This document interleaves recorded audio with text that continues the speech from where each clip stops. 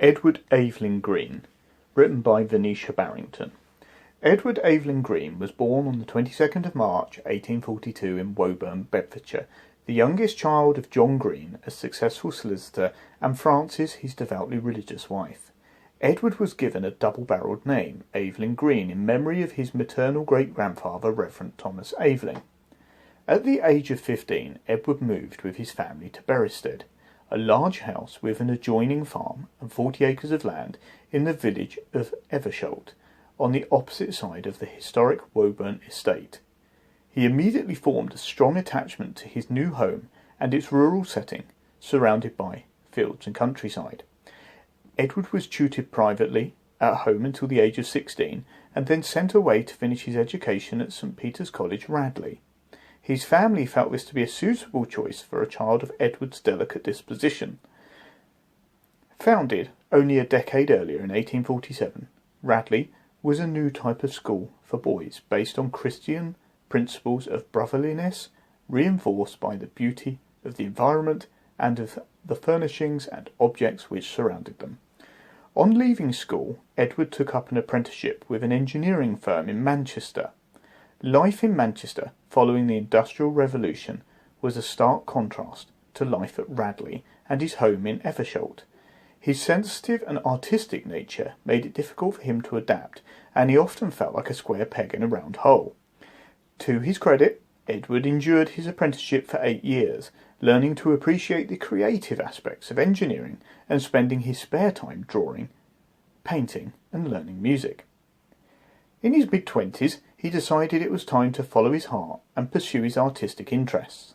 He found lodgings in Bloomsbury, London, near Henry Blackman, the author, publisher and editor of Academy Notes, to whom he was indirectly related by the marriage of one of his sisters. Blackman was well connected in the art world and introduced him to Thomas Heatherley, the principal of Heatherley School of Fine Art. Edward enrolled at the school and was tutored there until age 28. He was awarded a place at the Royal Academy Schools. Having completed his training, Edward worked on various commissions in his London studio, occasionally returning to Berristead to visit his family. He had a very close relationship with his sister Mary and their mother Frances, who constantly worried about him and disliked her favourite son being away from home.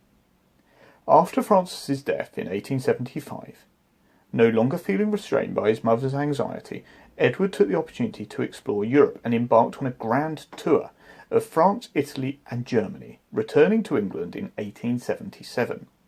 During his career, Edward gifted many works to various churches with which he had family connections. His brother Lingard was rector of St. Gregory, Sudbury. Another was rector of All Saints, East Bewdley in Devon, and a close family friend was rector of St. Michael's, Derby. The first Arts and Crafts Exhibition Society catalogue, 1888, lists 2 frescoes by Evelyn Green from a series of figures for the Church of St. Gregory, Sudbury. These frescoes were exhibited alongside the work of other eminent artists of the period, including Walter Crane, Edward Burne-Jones and Ford Madox Brown. Following the death of his father in 1885, Edward's visits to Berristead became more and more frequent. His sister Mary had taken over the running of the house, and they valued each other's companionship. He converted one of the barns at Berristead into a studio, where he was able to continue working whilst away from London, enjoying the opportunity to escape the hustle and bustle of city life.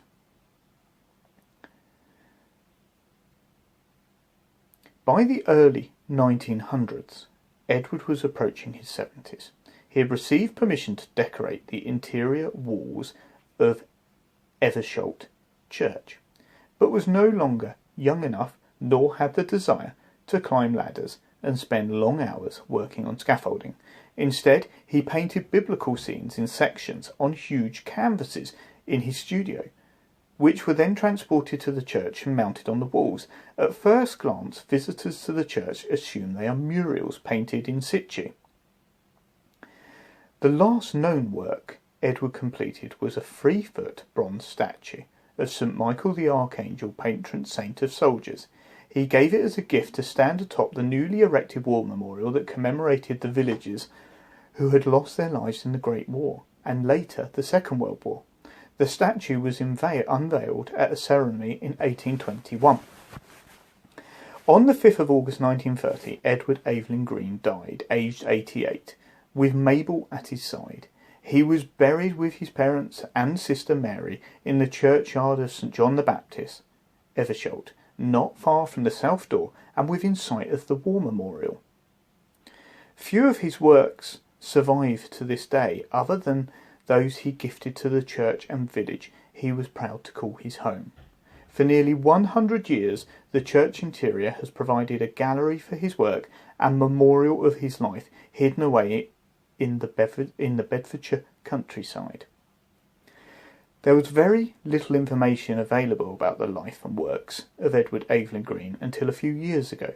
In 2012, Valerie Bramwell, his great-niece, contacted the Eversholt Parochial Church Council. Following the death of a family member, various photos, letters and other information relating to Edward had come into her possession. She was interested to visit his former home at Berristead and see his work in the village church.